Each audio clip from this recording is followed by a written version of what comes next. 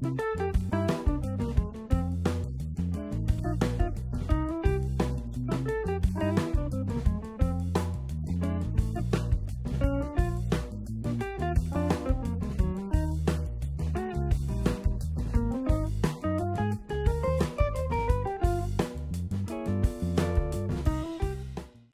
and the Hoss is underwritten by Morrissey's Front Porch. Morrissey's Front Porch is located at 286 South Main Street, Wolfboro, New Hampshire. Hours of operation are Monday through Thursday, 11 a.m. to 8 p.m.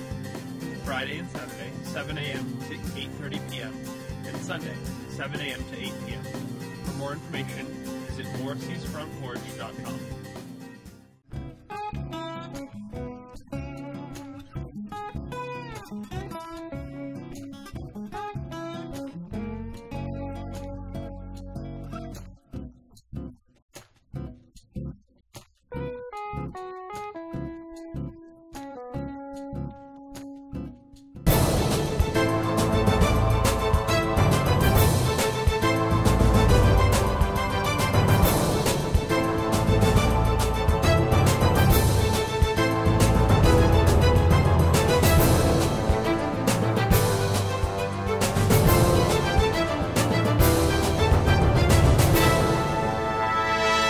Good afternoon and welcome to Mike and the Hoss on Wolfboro Community Television. I'm Mike Dene. And I'm Charlie Hossack. Charlie, we actually have a full tilt today. We do. We have Coach Bartlett's going to be joining us a little while. Yep. He's the strength and conditioning coach for Kingswood, and he's going to share a little bit about his program. And he certainly has made an impact in the schools.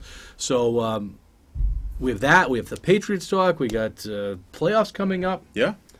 And then I have a little thing here where we're going to recap the biggest sports stories of the decade. Okay. Which I thought would be a little fun to talk about. I think that'll be fun. Happy New Year, by the way. Happy New Year to you, too. Yeah. Did you have a nice time away? We did. Good. Yeah, we did. The house was in good shape when we came back. It's a good so thing. That was always a nice thing. It is a good thing. Wow. It's good to be back here. 2020. 2020. Crazy. Well, kids at school were talking about how old they were going to be in 2050. I almost fell out of my chair. Yeah, and I saw this, 30 years from now, and then looking That's back. Good math, yeah. Good math, huh? But 1990 is 30 years ago. Isn't that crazy? I was still in college. What were you doing? I was graduating from high school. Okay. Yeah, I'm a lot younger.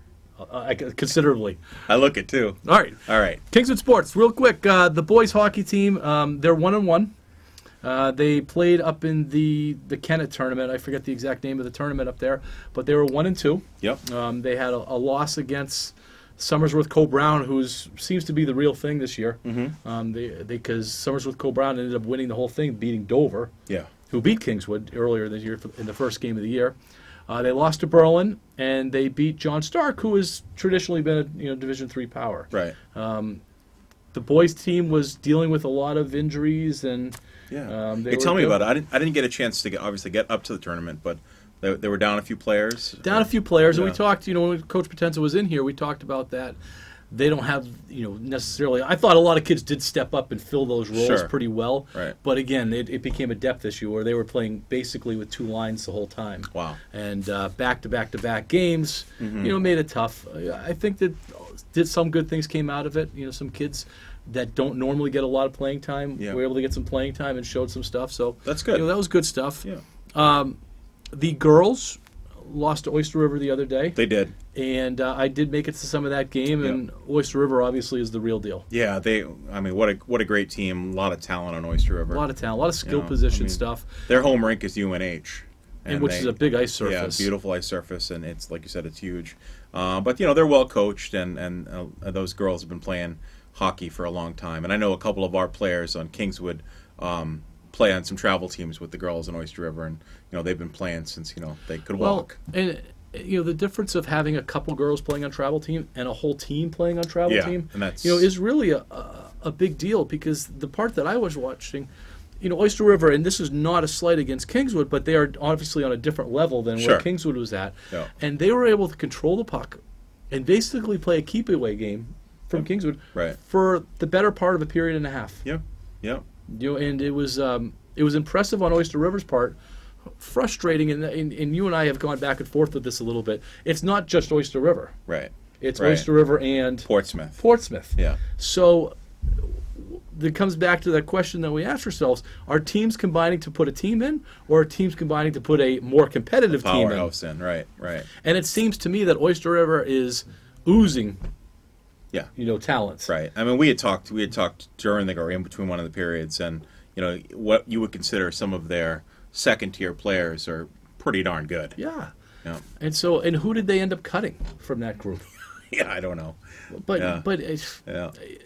the state has to get a hold of this, because Kingswood playing in Division II, is that a disadvantage not having, especially in a sport like hockey? Well, girls hockey, there's only one division in the state. There's only one division in the state. That's all you have. We were looking at it. Division III has a lot of, in the boys section, Division III has a lot of combined schools. Division II has fewer, and Division I has like one. But are we forcing teams to go into this combined route, not to supply a team, but to be competitive with a team? And we may be, based on what we're seeing. Yeah. So, boys basketball, a little disappointing. They lost in the Guilford tournament. Yeah. And we kind of had them pegged to win it. Coach Place was definitely feeling that they were going to win that one. Yeah. He had joked about how they always end up second place. Yeah.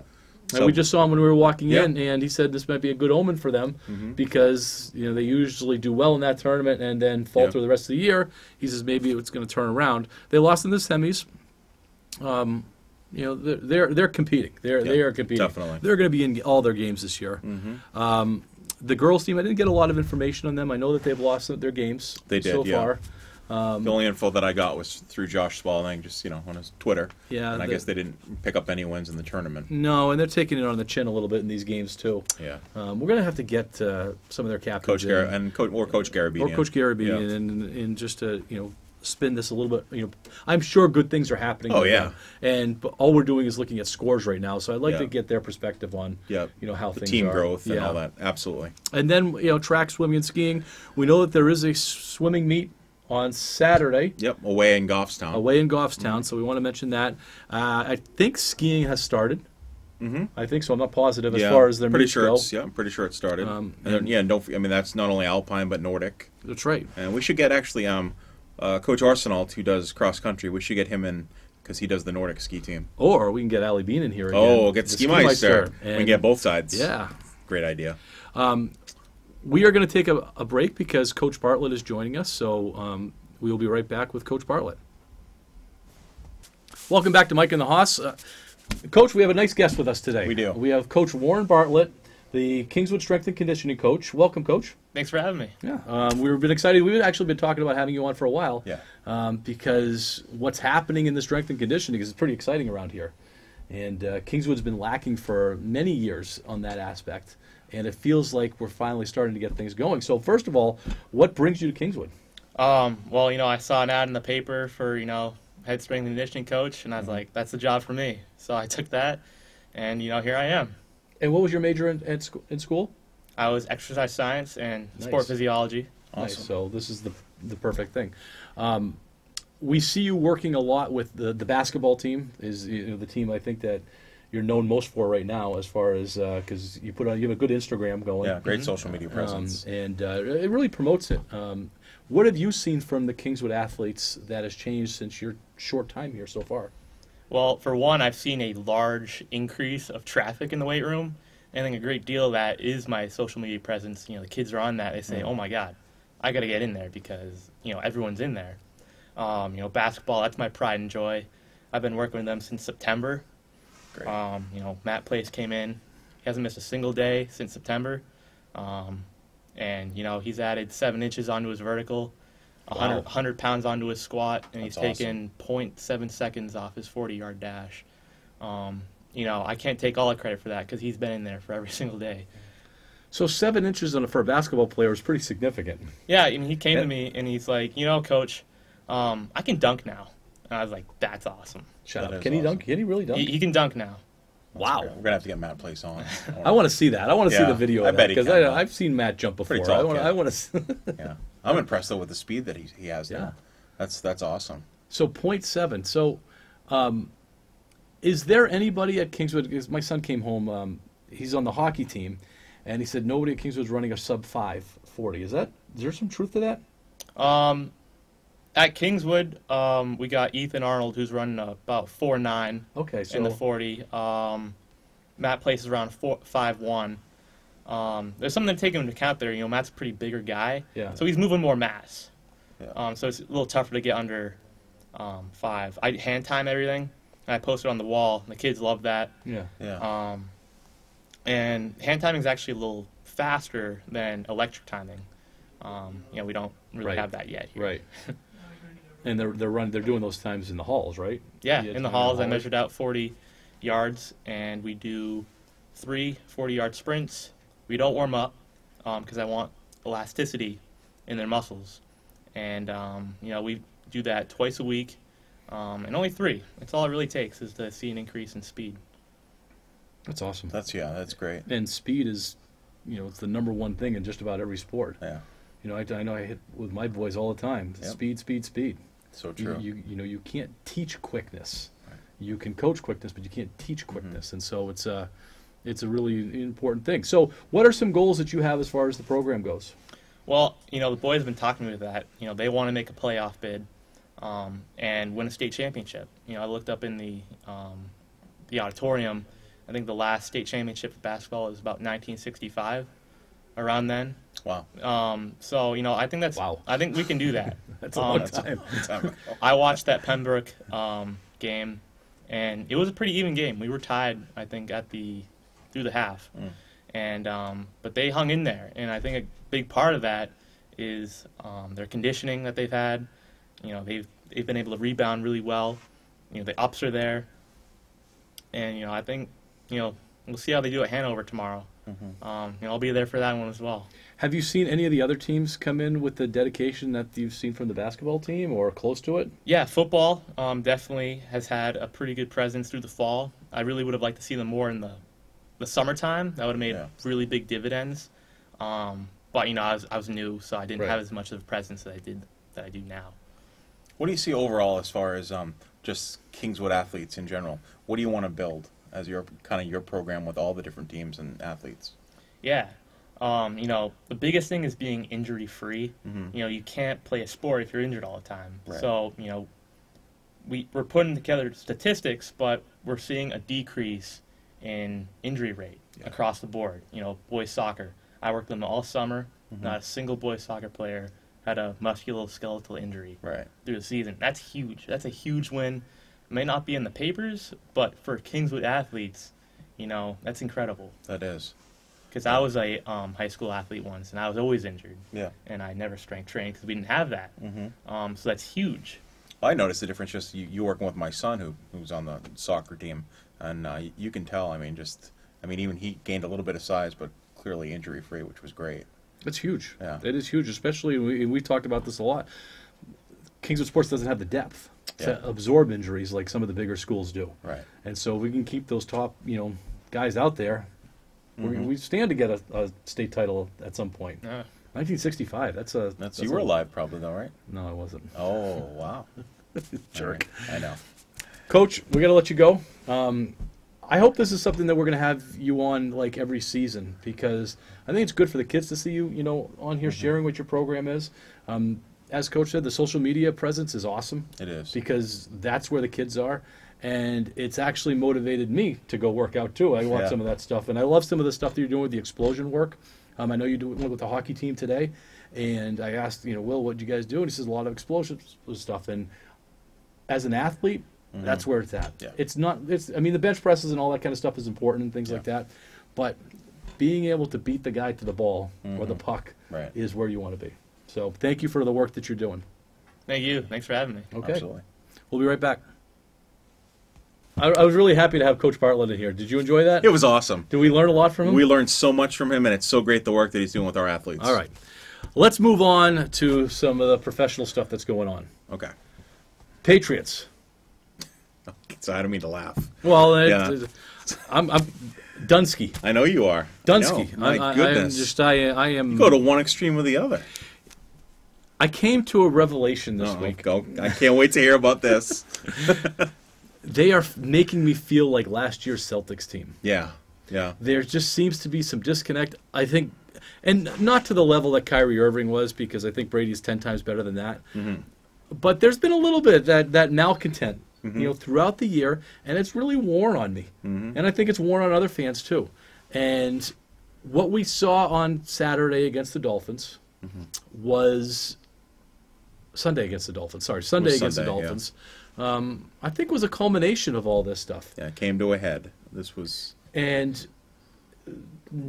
championship teams, Patriots teams, don't lose at home in a must-win game against a 4-11 team. Right. They just don't do it, and they did. And they got off that field, and I think they were exposed. I think Stephon Gilmore was grossly exposed. Oh my gosh! Yeah. It was. He took responsibility for it, though. Well, he took responsibility, but he was acting like he wasn't. Did you? I mean, I'm sure you watch it. You're a coach, and so did you see when he was lining up ahead of time? Yeah. He wasn't even on the ball. Yeah. No, I know. He was just casually going over there, and then they would. It was it Crowder? Who plays for the Jarvis Landry? James Crowder. Yes. 8 catches, 135 yards. That's crazy. Against the supposedly defensive player of the year, which that's out. Yep. This is a team that seems to be more concerned about their Pro Bowl nods, their defensive player of the year stats, and not your traditional Patriot. We're shutting out the noise and doing just your job. Do your job, whatever.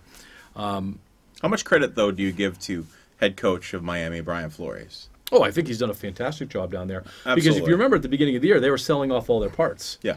And I think, he's done a really good job. They play hard for him. And even, Ryan Fitzpatrick, who's, I think his goal is to play with every NFL team, right? Well, do you know that he has been on every AFC East team and has beaten the Patriots in every AFC East uniform? He played unbelievable. He did. Yeah. And he's been playing well for a while, and I think the Dolphins have been playing well for a while. But if the Patriots are going to be a 12-4, 13-3 team, they can't be losing to the Dolphins. No. So, which brings up this week. Huge week. Saturday night. Playoffs. Well, actually, before we talk about that, okay, is this going to be Brady's last game this weekend? Well, no. You want to wait for your picks on that one? I'm going to say no because the Patriots are going to win, but we could talk about that later. So what you're saying is it's Brady's last game once the Patriots are eliminated from the playoffs or win the Super Bowl. I think so. But I don't know who's going to want Brady. He is playing not very well. Yeah. He's wants to be a $25-30 million a year guy. He isn't playing that way. No. He's going to be 43. I think that there's going to be. I don't think the suitors are going to be there. Yeah. And I think $15 million a year from the Patriots might be the best he's going to get. And then you got to ask yourself, does he want to come back? Right. There's going to be some. There's going to be a lot of changes in the Patriots. What do you think? So, what? Speaking of changes, what do you think about McDaniels? McDaniels is gone. Yeah, they have obviously the chatter started again. The teams want to interview him. Yep, he's got 3 interviews on Friday. Cleveland wants him. Yep, and I think that he's gone, and he needs to go. I don't think this was a great year for him. No, they were just saying, well, he didn't have the talent. He was missing one guy, Rob Gronkowski. That was it. Yep. He had everybody else. So, if McDaniels is smart, he'd better take the job now. Yeah, because I don't think it's going to be any better. Chad O'Shea from Miami, who came up through the Patriot system. Miami fired him as the offensive coordinator. Right. He knows the Pats offense, so he could come back and. I think it might not be a bad if Brady comes in, stays back. But there's so many things that could change, and I think that next week, after the Patriot season is done, we will talk about. What's going to be happening with the Patriots. Exactly, and we'll know more about McDaniels as he's able to interview after this week. Yeah. So. All right, Charlie, it's time for our picks. Do we want to recap the regular season? Well, I think that Timothy did it on the. He did. He asked me for the current scores, or the standings today, and I said, "Done." I'm like the Patriots. I'm Dunsky. So he nicely put down that I forfeited the rest. You forfeited, and I forfeited the regular season. I did not forfeit everything. I'm not forfeiting the playoffs. Okay, let's just at least go on record as saying, even if you win out in the playoffs, you still haven't won anything. No, I'm not saying that. This is a new season. The playoffs are a new season. So now we create new rules? Well, the regular season champs in the regular season for football doesn't automatically win the Super Bowl. Do you have a trophy for me then for the regular season? I do. It's $13. Right on. All right, let's do our picks. Okay, Buffalo at Houston.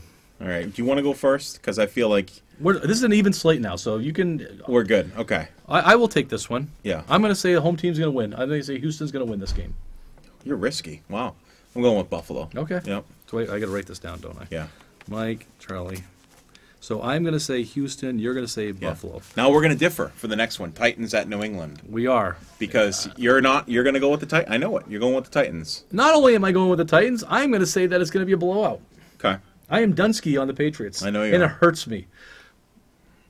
With that being said, I'm going to be rooting for the Patriots. Of course, of course. And so I'm going to take the Patriots. I am going with the Titans. You're going with the Patriots. Yeah. Titans are playing good football. They are. I just don't see how they're going to... And Vrabel's a great coach. I don't see how they're going to stop Derrick Henry. Yeah. I just don't see how they're going to stop it. A big back against that... Well, the Patriots are going to have to change their defense. I was going to say, they have a small D-line. Yeah. So. Minnesota at New Orleans. Man, it's hard to go. It's hard to root against New Orleans. I mean, Drew Brees is... I'm New Orleans in that one. Okay, me too. And Seattle at Philly. I mean, this is kind of a gimme. Is it? I think Philly's terrible. Seattle's amazing. Did you watch the Seattle 49ers game? I did. That was a heck of a... I mean, it came to inches, right? Or an inch. Literally inches. An inch, yeah. I mean, and a bad call. What a game. And then watching those two teams, watching Seattle and San Francisco battle, like, those two teams are far better than most of the AFC teams. May I remind you that Seattle has to go across the... Oh, that's right. The dreaded plane trip. Yeah. That, and they also have some injuries, although Marshawn Lynch looked okay. But they have Russell Wilson. Okay. Okay. I don't actually pick who you want. I'm going with Seattle. I'm going with Seattle too. Oh, okay. All right. We are on the clock here. So real quick, Bruins. They can't win in overtime, but they win just about every other game. Yep. And they still have the best record. They have one of the best records. They're off by a game, I think. Best record, which is weird. They had a 9-game losing streak, but most of those were in overtime. So they lost again the other night. They still get a point, so they're doing well. Yeah. We have a little bit of inside knowledge. Bruce Cassidy. Yeah. I don't want to give any names out. No names. But he's calling out some players right now. Okay. And Jake DeBrusk is one of them. He's calling out Jake DeBrusk a little bit. So I think we're going to see some time to pick up his game. I do like that about him as a coach. I like, he's not afraid to. Not afraid. He's like honest with everybody. It's pretty good. All right, Celtics. I have them winning more than they lose. Absolutely. A little concerned about Gordon Hayward. Yeah, he's kind of fragile. Is his foot bothering him? That's kind of a thing. Yeah, definitely. He's not playing every night, is he? No. So he's missing some nights here and there? Some nights, he's getting the time off. But I saw a little thing that Big Al's not happy in Philadelphia. Yeah, surprise. You think he's going to come back and wear green? He might be the answer that they're looking for. They need a big man. They do need a big man. They need a presence, and... Who better than Big Al? Everybody loves Big Al. Yeah, you better believe it. Okay. As our last segment, I wanted to recap the biggest sports stories of the last decade, and I separated them into national and New England. So let's just. What do you want to do first? We're going to end up running out of time, so let's talk about New England. Yeah. So, 2013 Red Sox. That was the Boston Marathon bombing. Yeah, that was that year. So the Boston Strong. Boston Strong. Yeah. Malcolm Butler interception.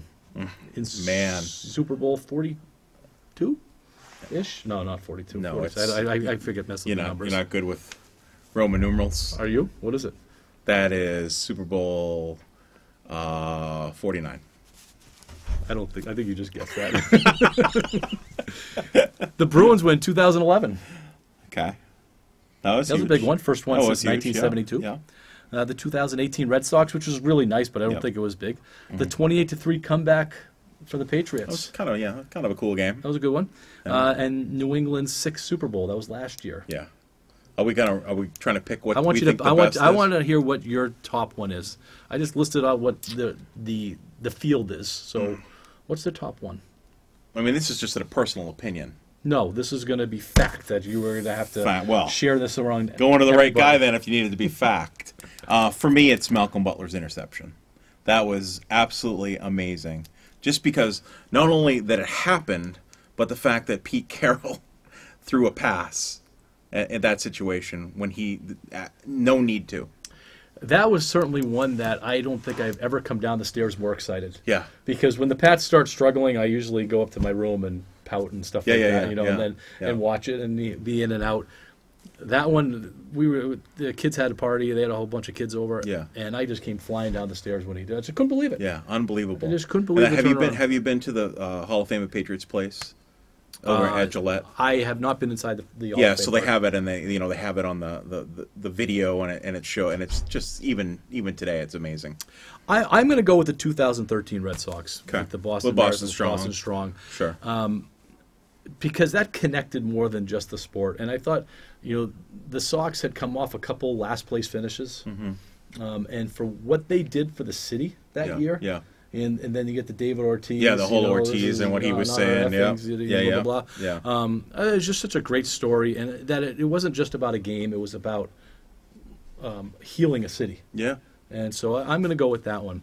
We have 1 minute and 40 seconds. I want to hit some of these national ones. Okay. Floyd Mayweather and Conor McGregor. Mm-hmm. Simone Biles in the 2016 Olympics. Yeah, that's gymnastics. That is gymnastics. Yeah. Germany defeats Brazil 7-1 in the Soccer World Cup. It's kind of a big deal. Cool, but, The Villanova buzzer beater to win the 2016 NCAA title. That was a good one. Mm-hmm. And Tiger Woods wins the 2019 Masters. There's actually another one on the backside here. Cubs win the 2016 World Series. Yeah. And then the Cavaliers coming back from 3-1. Yeah, LeBron's block. What's the biggest story nationally in the last 10 years? Well, I mean, let's say not including the stuff. I'm a baseball guy, so the Cubs winning the World Series. I think I'll agree with you on that one. Yeah. I think, and the one that I think is getting underplayed is the Simone Biles, the gymnastics one. Yeah. She has rewritten the record books as far as gymnastics goes, and she's an American, obviously, and I don't know. I know gymnastics isn't as big as it was back in the 70s and 80s. No, so you remember like Mary Lou Retton and all that stuff, and she's got all. Simone has all those records. All of them. Yeah, she has all of them. She has literally cleaned up in gymnastics, female gymnastics, in Olympics, and I think she's going to be in the 2020 Olympics too. Yeah. So she's going to be around for a little bit more. I mean, the Tiger Woods stuff, it. I don't know. It is what it is, but there's also backstory to him too. So. There is, and one that you don't really want to share. Yeah. And the same thing with the Floyd Mayweather, Conor McGregor. I don't think those are two good people. No. So I don't want to celebrate that. But I like the Cubs. Yeah. I think the Cubs would be good. Anything else? I got nothing. All right. That's going to do it for us and Mike and the Hoss. We will see you next week. Go Knights. Go Knights.